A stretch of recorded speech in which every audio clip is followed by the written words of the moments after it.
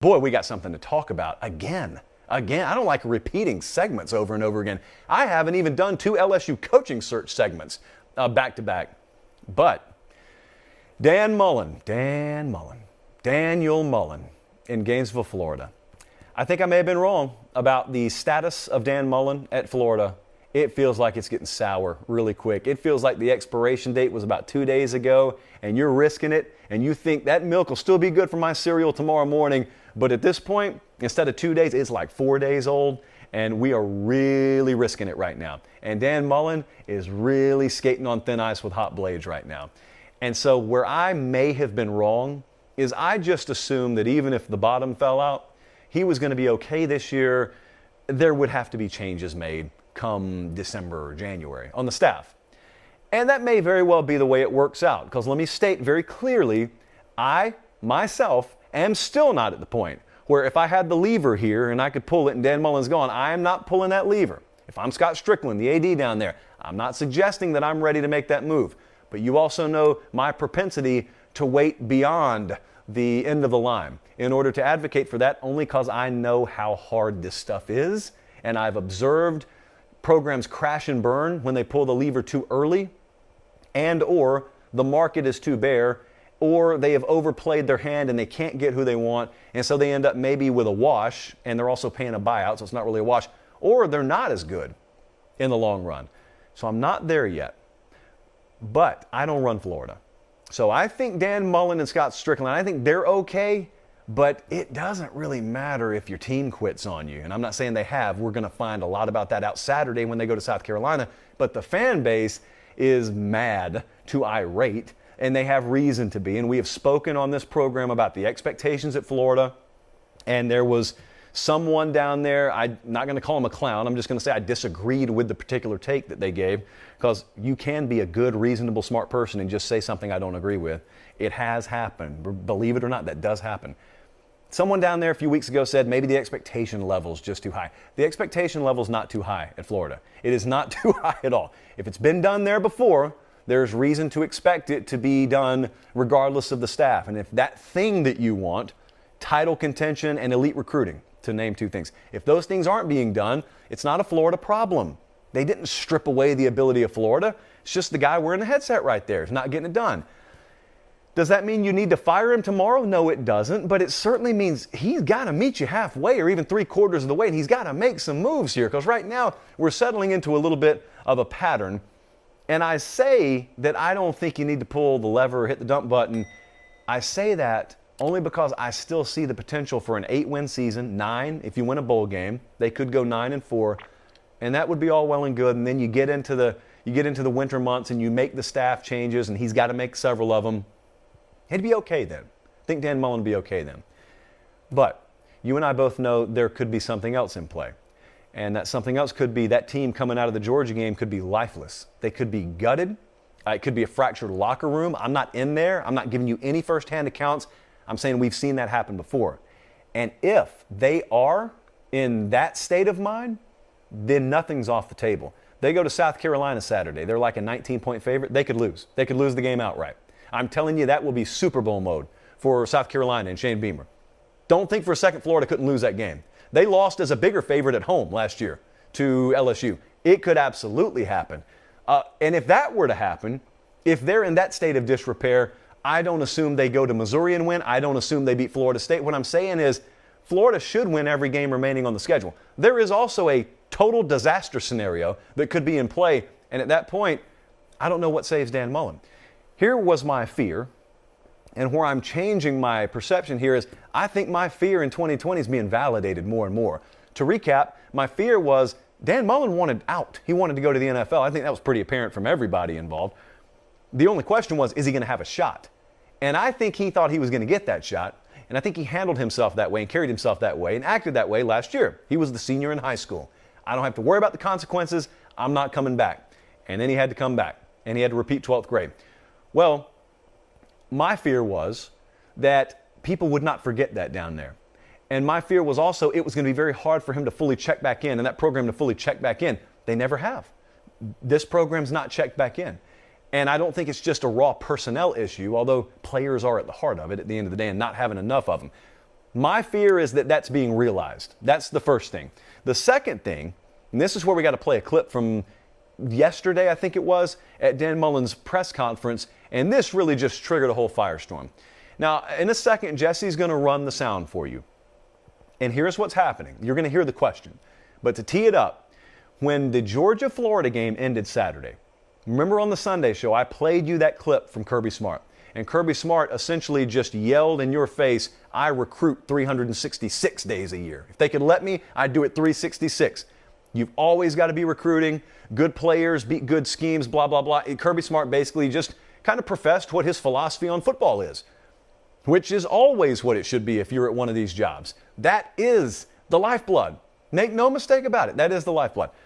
So with that being the backdrop, a lot of folks subsequently had already started to, and then after that sound, they really started to talk about, again, the difference between the way Kirby Smart approaches things at the University of Georgia and the way Dan Mullen approaches things at the University of Florida. There's the perception, and I think it's born out of reality, that Mullen does not prioritize or care about recruiting nearly as much as guys like Nick Saban and Kirby Smart. And what aggravates Florida fans is they have the ability to recruit at that level if they have the right guy in the driver's seat. They don't, at least to match that kind of recruiting energy. So with that context, now we're going to play you the clip of what happened yesterday, and then I'll react to it coming back. Coach, the topic of recruiting has come up a lot the last couple of days from a few angles. Is there a different approach needed for the level of consistency? Well, we're in the season right now. We'll do recruiting after the season, and when it gets this recruiting time, we can talk about recruiting. Sounds good. Okay. Next question. So Dan Mullen hates recruiting. I mean, the dude hates it. He does not like it. Dan Mullen is an NFL coach who happens to be in college. See, the reason Mike Tomlin shot those LSU rumors down so quickly the other day, and he had done so behind the scenes long before that, trust me, is because he's not interested in recruiting. Andy Staples had a good article in The Athletic today about why Chip Kelly, when given the option of Florida or UCLA, chose UCLA. He didn't want any part of this recruiting deal down here. Matt Campbell, I do not think you'll ever see him in the SEC. He doesn't want any part of recruiting down here, and that's fine. It's not for everyone. A lot of NFL guys would not try their hand in college because they're not interested in recruiting. It's not for everybody. That's fine. Here's the difference. None of those guys are coaching in the SEC. Dan Mullen is. And Dan Mullen is not just coaching at, with all due respect, Missouri. Dan Mullen is coaching at what should be a perennial powerhouse. You should be having to take backup options because Florida came in and took your top option. That's what recruiting at Florida should be. Instead, it's the other way around. And I would suggest to you, we were talking about this in an editorial meeting the other day, I would suggest to you that recruiting down there hasn't even been as good as it appears on the surface. Because there have been classes now, in the transfer portal most recently, where Florida's been willing to roll the dice on guys that may be high-risk academic casualties, or health-wise there may be some red flags on them that you don't know about and they're still rated high, and Florida's gotten them. They haven't panned out, but they got credit for them in the recruiting rankings and whatnot. Florida hasn't even been as good as they've appeared, and they haven't appeared to be elite at any time. And so that's where they are right now. Now, a lot of folks took that quote and they ran with it. And true enough, some people miscontextualized it. So here's the problem. The problem was not in a Florida fan or me just observing neutrally, listening to Dan Mullen and the words that came out of his mouth.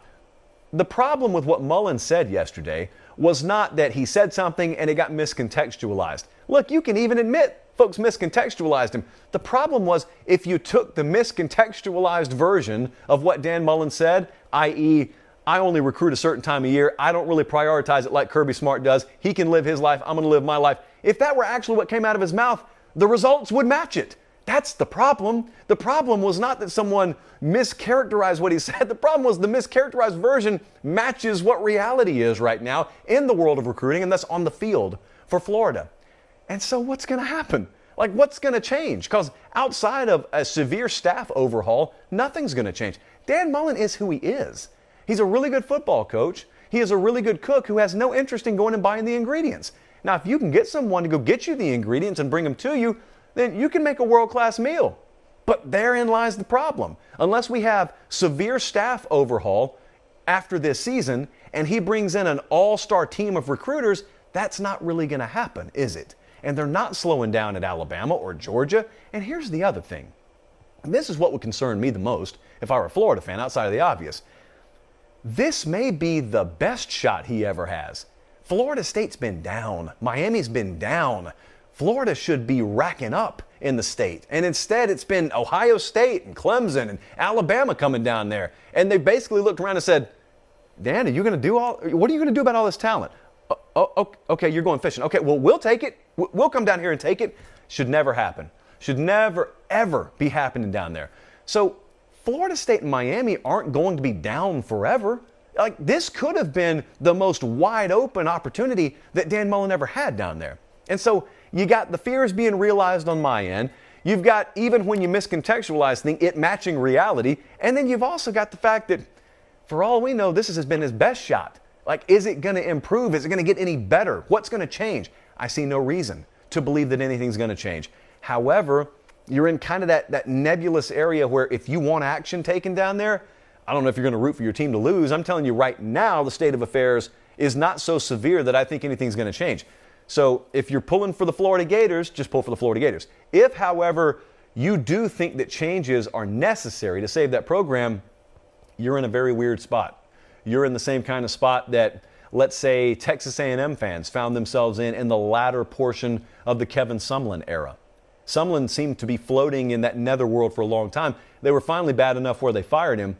I don't know that that's where we are with Dan Mullen. I don't know what the resolution to this is going to be.